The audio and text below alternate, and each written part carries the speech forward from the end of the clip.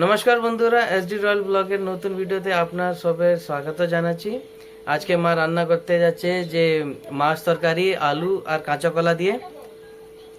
তারপরে দেখো আরামসে তোমরা যদি রান্না করো তো খেয়ে দেখবে আমি কিরকম রান্না করছি। আর নিশ্চয়ই আমাদেরকে কমেন্ট করে জানাবে যে কিরকম লাগলো। লাইক করবে, শেয়ার করবে, সাবস্ক্রাইব করে নেবে আমাদের একদম চ্যানেলকে। আর আমাদের সঙ্গে বেনে থাকবে। আপনার সবের সাপোর্ট দরকার। তো আজকে চলছি। কিছু দেবে না, কাঁচা খালি জিরা গোলমরিচ বাটা, পাতলা ঝোল হবে। খেতে এমনি ভালো লাগে, যে সবাইরা খেতে পারে, বাচ্চারা তো বয়স্করা চলে আসুন সবাই আমার খাবে। সঙ্গে।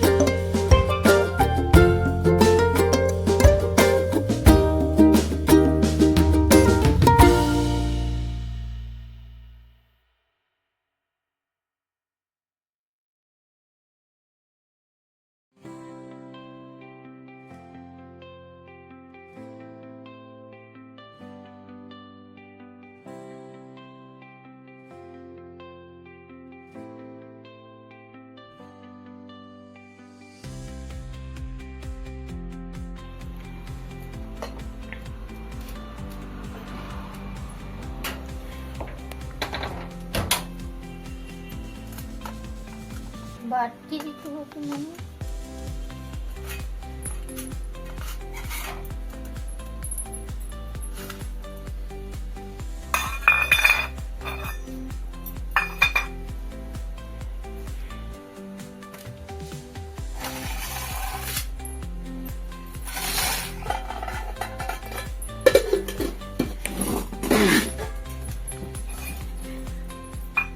धर लेते तो हम ठीक है, धो लेना।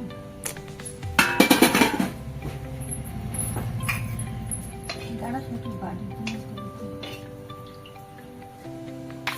गोली की खाते खाते तभी देखते करते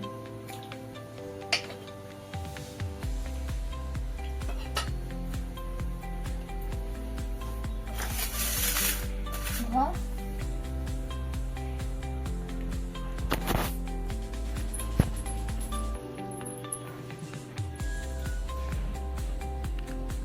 कोई কাঁচা ঝালের সঙ্গে ঝোল আছে এগুলো কি ঠান্ডা ভালো লাগে।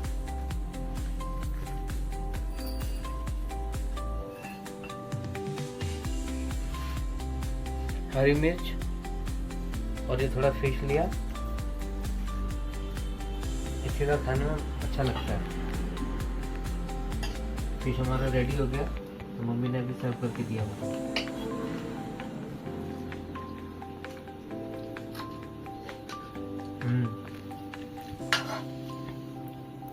बहुत अच्छा लगा।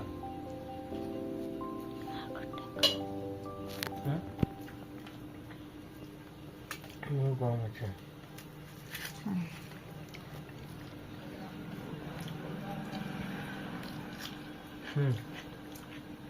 অনেক ভালো, अच्छा लग रहा है। मैं आप सबसे ये कहता हूँ कि आप भी अपने घर में इसी तरह ट्राई कीजिए, बहुत अच्छा लगेगा। बहुत अच्छा टेस्ट आया है इसमें। जो जीरा, काली मिर्च और अदरक के साथ जो मम्मी ने बना के दिया, प्रिपरेशन करके दिया, बहुत अच्छा लग रहा है, बहुत अच्छा टेस्ट है। तो मैं आप सबसे रिक्वेस्ट करूंगा कि आप भी अपने घर में बनाइए ऐसा, और टेस्ट अच्छा आएगा। कमेंट्स करके बताइएगा कैसा लगा आपको। और प्लीज़ आपसे रिक्वेस्ट है, इसी तरह हमारे साथ बने रहिए, हमारी वीडियो को सपोर्ट करते रहिए, और हमारी वीडियो को लाइक करें और ज़्यादा से ज़्यादा शेयर करें और कमेंट्स कीजिए, और सब्सक्राइब करना ना भूलिए। Okay, thanks.